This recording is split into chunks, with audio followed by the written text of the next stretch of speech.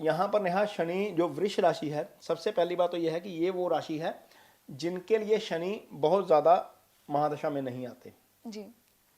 आते हैं लेकिन बहुत ज़्यादा नहीं आते, बहुत लास्ट लेग में आएंगे, क्योंकि ये जो पैदा हुए हैं ये या तो सूर्य की दशा में पैदा होंगे या चंद्रमा की या फिर मंगल की। आगे जाकर यदि मंगल के भी महादशा में पैदा हुए हैं तो मंगल के बाद गुरु आएंगे, मंगल के बाद राहु आएंगे, राहु के बाद गुरु आएंगे, गुरु के बाद शनि आएंगे। तो मान लीजिए वो लास्ट लेग में भी पैदा हुए हैं, यदि तो सूर्य की दशा में पैदा हुए हैं तो सूर्य के 7 साल लगेंगे, फिर चंद्रमा के 10 साल लगेंगे, 17 हो जाएंगे, फिर मंगल के 7 साल लगेंगे, 24 हो जाएंगे, उसके बाद फिर राहु के लगेंगे और 16 18 साल, 42 और 56, उसके बाद 16, 58, यानी कि 60 ईयर्स के आसपास जाकर इनको शनि की महादशा मिलती है, यदि ये सूर्य के नक्षत्र में पैदा हो जाते हैं। यदि ये बाद में पैदा होते हैं तो 50 के आसपास जाकर इनको शनि मिलता है, उससे पहले शनि नहीं मिलता। यानी कि वृष राशि के जितने भी जातक हैं इस समय जो वीडियोस देख रहे हैं, यदि उनकी उम्र 50 के पार है तो इनको शनि की महादशा इस समय चल रही होगी, यदि नहीं है तो वो शनि की महादशा से नहीं गुजर रहे। एक सबसे पहली बात ये। दूसरा, नेहा शनि इस राशि के लिए योगा कारक ग्रह हो जाते हैं जी।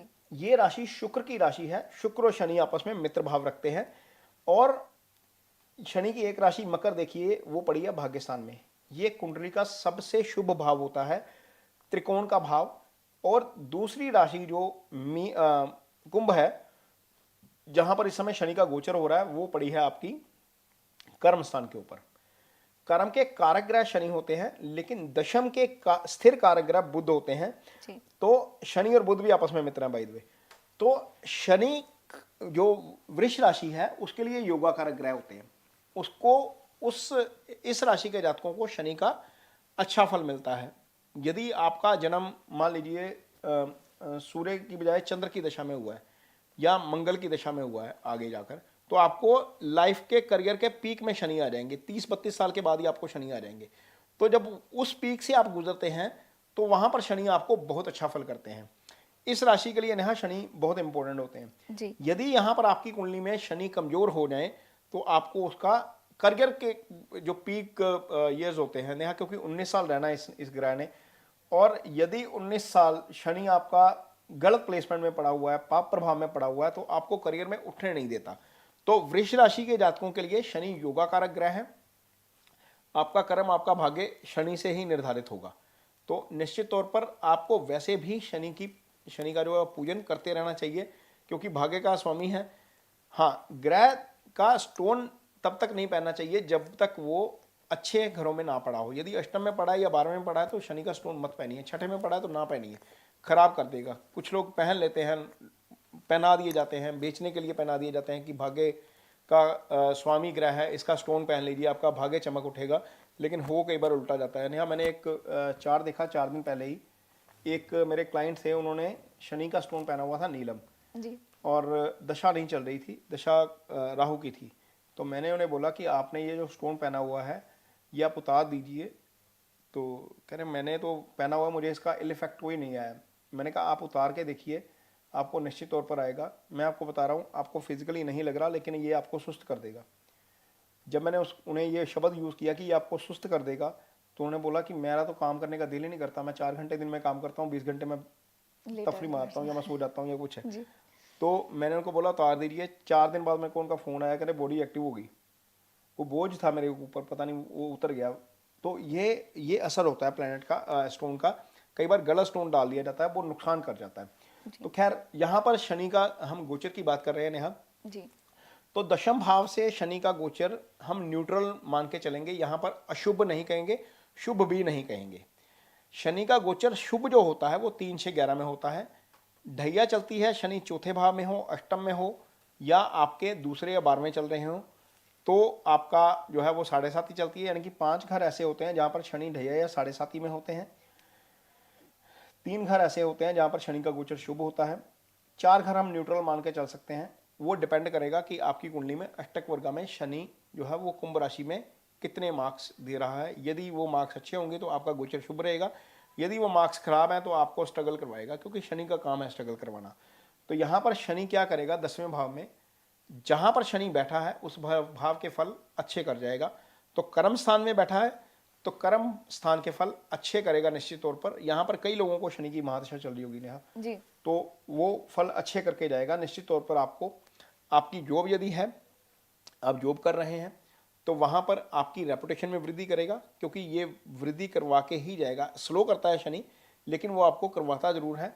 और आपके लिए यदि आप कारोबार शुरू कर रहे हैं तो निश्चित तौर पर आपके लिए अच्छा समय है, आप कारोबार अच्छा कर सकते हैं।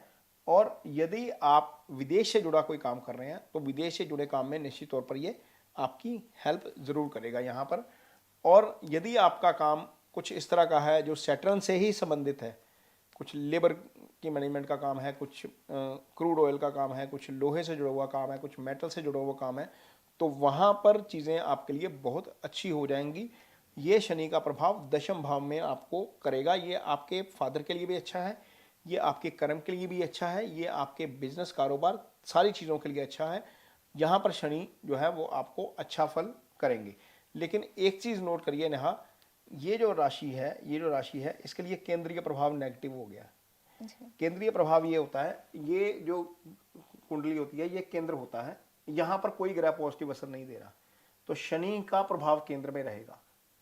तो कोशिश करिए कि मेडिटेशन करिए। यदि आपको लगता है कि दिमाग में नेगेटिविटी आ रही है तो मेडिटेशन ज़रूर करिए, क्योंकि केंद्रीय प्रभाव का नेगेटिव होना आपको नेगेटिव कर देता है। कई एस्पेक्ट्स में, कई मायनों में आप नेगेटिव हो जाएंगे लाइफ में। तो मेडिटेशन ज़रूर करिए, डार्क कपड़े अवॉइड करिए, और वाइट या लाइट कपड़े पहनेंगे तो आपको उसका पॉजिटिव असर देखने को मिलेगा लाइफ में। ये चीज़ें आपको ज़रूर करनी है। अब सावधान कहाँ पर रहना है? 12वें भाव के ऊपर शनि की दृष्टि है। हालांकि 12वें भाव में गुरु का गोचर हो रहा है, लेकिन इसके बावजूद 12वें भाव में शनि की दृष्टि होने के कारण, चूंकि मंगल सूर्य भी देख रहे हैं आगे सामने 12वें भाव को, तो खर्चे थोड़े से अवर हो सकते हैं। कुछ चीज़ें ऐसी जो लाइफ में एक्सपेक्ट नहीं की, वहाँ पर खर्चे आ सकते हैं। ये आपको मेंटली खुद को प्रिपेयर करना है। वृष राशि के जितने भी जातक हैं उनको इस स्थिति के लिए, क्योंकि निश्चित तौर पर खर्चे बढ़ने वाले हैं आपके शनि की दृष्टि के कारण। दूसरी दृष्टि शनि की सीधी जो जा रही है वो चौथे भाव के ऊपर जा रही है। नेहा, बहुत सारे लोग हैं, इस समय फेस्टिवल सीजन है, लोगों ने प्रॉपर्टी भी खरीदनी है, लोग कार खरीदने भी जाएंगे, लोग शॉपिंग करेंगे। जितनी एसेट खरीदेंगे, जो रूटीन की शॉपिंग होती है वो नहीं मैं बोल रहा, जितनी एसेट, कार आपकी एसेट है, मकान आपका एसेट है, कोई प्रॉपर्टी खरीद रहे हैं वो एसेट है, तो वहाँ पर अपनी डॉक्यूमेंटेशन प्लीज़ ज़रूर चेक करिए। क्योंकि कई बार ऐसा होता है कि हम जिंदगी भर की गाड़ी कमाई हम इन्वेस्ट करते हैं मकान खरीदने में, फ्लैट खरीदने में, और बाद में हमें पता लगता है कि आगे जाकर चीज़ें ठीक तरीके से नहीं हुई, डिलीवर नहीं हुआ आपको। मकान में हमने फ्लैट ले लिया लेकिन पोजेशन में देरी हो गई। तो शनि यही काम करते हैं। यहाँ पर शनि है तो पोजेशन में देरी कर देंगे। चीज़ें क्रॉस चेक जरूर करिएगा यदि आप प्रॉपर्टी खरीदने जा रहे हैं, क्योंकि शनि की वहाँ पर दृष्टि है, वो काम वो ज़रूर करेगा। इसलिए बहुत सावधान रहने की ज़रूरत है इस तरह के मामले में खरीदारी के, क्योंकि वो एसेट का भाव है, इसको सुख स्थान कहते हैं। ये मानसिक शांति का भाव होता है, यहाँ से पीस ऑफ माइंड देखा जाता है। तो यहाँ पर स्थिति जो है वो थोड़ी सी मुझे डिस्टर्ब लग रही है। ये चीज़ें थोड़ी सी ध्यानपूर्वक करनी पड़ेंगी। मदर का भाव ये होता है, मदर की हेल्थ को लेकर यहाँ पर इशू हो सकता है, ये चीज़ भी थोड़ा सा ध्यान में रखना पड़ेगा। नेहा, शनि की 10वीं दृष्टि जाएगी सप्तम भाव के ऊपर। ये पार्टनर का भाव होता है। आपकी लाइफ में लाइफ का पार्टनर या बिजनेस का पार्टनर इसी भाव से देखा जाता है। तो यदि आपने काम पार्टनरशिप में करना है तो वहाँ पर भी चीज़ें थोड़ी सी देखभाल के करिएगा। कई बार ऐसा होता है कि हम पार्टनरशिप कर लेते हैं लेकिन बाद में पता लगता है कि पार्टनर की इंटेंशन गलत थी। वैसे तो नेहा, मेरी सलाह है कि यदि आपने किसी से पार्टनरशिप करनी है तो उसकी कुंडली पहले चेक की जाए जी। क्योंकि बहुत सारे लोग ऐसे होते हैं जो पार्टनरशिप कर लेते हैं, बाद में पता लगता है कि यार ये तो उनके साथ डिच हो गया, वो धोखा हो गया, बहुत सारा नुकसान हो जाता है जी। जब तक पार्टनर, मान लीजिए आपने किसी के साथ पार्टनरशिप कर ली, सामने वाले पार्टनर की दशा ऐसी आ गई जो ग्रह अष्टम भाव में पड़ा है, आपका भी नुकसान करवा जाएगा। आप उसके साथ जुड़ गए ना जी, तो आपका भी नुकसान करवा जाएगा। आपकी राशि क्या है और पार्टनर की राशि क्या है, क्या वो कंपेटेबल है आपस में? हम गुण मिलान नहीं करवा रहे, हम अष्टकूट, हमने शादी नहीं करनी, अष्टकूट गुण मिलान नहीं करवा रहे, लेकिन चंद्रमा तो देखेंगे ना जी। चंद्रमा की स्थिति क्या है? चंद्रमा सामने वाले का पाप प्रभाव में हो, दशा उल्ट चल रही हो, पार्टनरशिप करेंगे तो पार्टनरशिप उल्टी पड़ जाएगी। यानी कि इन चीजों में भी ये देखा जाता है कि पार्टनरशिप में हमारे जो गुण है या ग्रह आपस में कितनी कंपैटिबिलिटी। ग्रह नहीं मिलाने, गुण भी नहीं मिलाने, अष्टकूट में नहीं मिलाना, सिर्फ चंद्रमा देखना है।